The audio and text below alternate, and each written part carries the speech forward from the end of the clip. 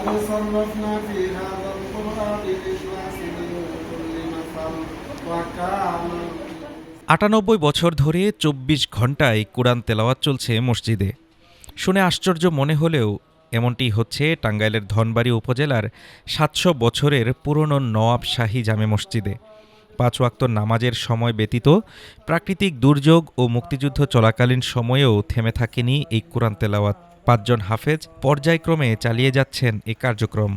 وما أرسلني إلا الشيطان أن أذكره واتخذ سبيلا। টাঙ্গাইলের ধনবাড়ির এই মসজিদটিতে টানা ৯৮ বছর ধরে এক মুহূর্তের জন্যও থেমে থাকেনি কোরআন তেলাওয়াত। দিন রাত, ঝড় বৃষ্টি, দুর্যোগ কিংবা যুদ্ধ সবকিছুকে অতিক্রম করে নিরবিচ্ছিন্নভাবে চলছে পবিত্র কোরআনের ধ্বনি।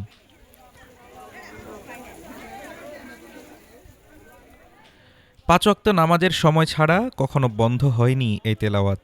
৫ জন হাফেজ পর্যায়ক্রমে দিনরাত কোরআন তেলাওয়াত চালিয়ে যাচ্ছেন। প্রাকৃতিক দুর্যোগ কিংবা মুক্তিযুদ্ধ চলাকালীন সময়েও ১ মিনিটের জন্যও থেমে থাকেনি এই আমল। প্রতিষ্ঠার সময় হচ্ছে মোগল সম্রাটদের সময় প্রতিষ্ঠিত। আর এটা সামনের যে অংশটা এটা প্রায় ৭০০ বৎসরের। তারপরে নবাব আলী চৌধুরী সাহেব এক্সটেনশন করছেন, এটা বয়স প্রায় ১২৫-৩০ বৎসর। আর এখানে কোরআন তেলাওয়াত চলতেছে প্রায় ৯৭-৯৮ বছর যাবত। আর আমরা ৫ জন এখানে তেলাওয়াত করি, ২৪ ঘন্টা কন্টিনিউ তেলাওয়াত চলে। ঝড় বৃষ্টি যাই প্রাকৃতিক যত দুর্যোগই থাক, তেলাওয়াত বন্ধ নেই। ওখানে শুধু নামাজের সময়টুকুই বিরতি থাকে, তাছাড়া আর কোনো বিরতি নেই। এখন দেখশন করতেছে বর্তমানে আফিজ উদ্দিন আহমেদ, উনি মোতোয়াল্লি হিসাবে আছেন লাইব্রেরি অফ স্টেটের। ৭০০ বছরের পুরনো এই নওয়াবশাহী জামে মসজিদটি নির্মাণ করেন সেলজুক তুর্কি বংশের ইস্পিনজার খাঁ ও মনোয়ার খাঁ। পরে নবাব বাহাদুর সৈয়দ নওয়াব আলী চৌধুরী মসজিদটি সম্প্রসারণ করে এর বর্তমান রূপ দেন। সংস্কারের আগে মসজিদটির দৈর্ঘ্য ছিল ১৩.৭২ মিটার এবং প্রস্থ ৪.৫৭ মিটার। সংস্কারের পর মসজিদটি বর্গাকৃতির ও ৩ গম্বুজ বিশিষ্ট মুঘল স্থাপত্যের বৈশিষ্ট্যপূর্ণ করা হয়। মসজিদের মেঝে আর দেয়াল কাচের টুকরো দিয়ে নকশাদার মোজাইক করা। মেঝেতে মার্বেল পাথরে খোদাই করা নিপুণ কারুকার্য অসাধারণ। কেন আছে মনে করেন যে নবাবে আমি থাকছি আকবর সাহেবের কাছে ৩০ বছর থাইকে আল্লাহ দিলে কাম টাম করে আমার পলা বড় ছেলে অফিসার আল্লাহ দিলে। মধুপুর থেকে আসছি এই নামটা। আমাদের গাড়ির একটা মানত আছে, তাই মানত উদ্দেশ্য করে আর কি আসা। আগে থেকে বাপদাদের কাছে শুনছি, সে উপলক্ষে মনে করেন করছি। এখন জানি না, উপর আল্লাহ জানে আর কি। আসছি গোপালপুর থেকে। এখানে আসার উদ্দেশ্য হচ্ছে আল্লাহর ঘর মসজিদে নামাজ পড়ার জন্য। মুঘল স্থাপত্যের অনন্য নিদর্শন এই মসজিদ। ৩ গম্বুজ, ৩৪টি ছোট বড় গম্বুজ, ১০টি সুউচ্চ মিনার, চীনামাটির মোজাইক নকশা আর মার্বেল পাথরের নিখুঁত কারুকাজ, সব মিলিয়ে এটি এক অনন্য ঐতিহ্য। প্রায় ১০ কাঠা জায়গার উপর নির্মিত মসজিদটির চারদিক থেকে ৪টি প্রবেশপথ এবং ৯টি জানালা এবং ৩৪টি ছোট বড় গম্বুজ রয়েছে।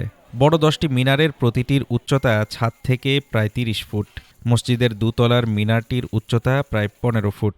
৫ ফুট উচ্চতা এবং ৩ ফুট প্রস্থের মিহরাবটি দেখতে বেশ আকর্ষণীয় ও দৃষ্টিনন্দন।